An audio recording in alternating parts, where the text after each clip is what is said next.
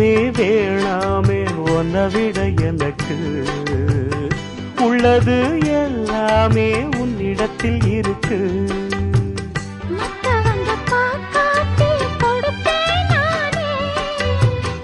இப்ப இங்க ஆடேது ரகசியம்தானே.